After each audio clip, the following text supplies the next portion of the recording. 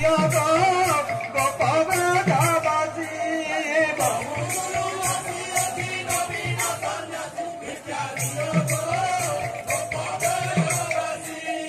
बहुदूर अच्छी अच्छी नवीन सन्यास शिक्षा दिया गो गोपाल बाबाजी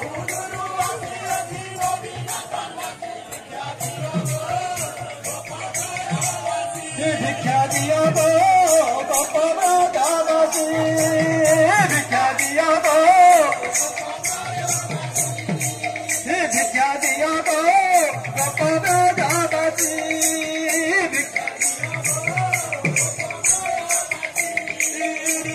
बहुदूर अच्छी अच्छी नवीन सन्यास शिक्षा दिया गो गोपाल बाबाजी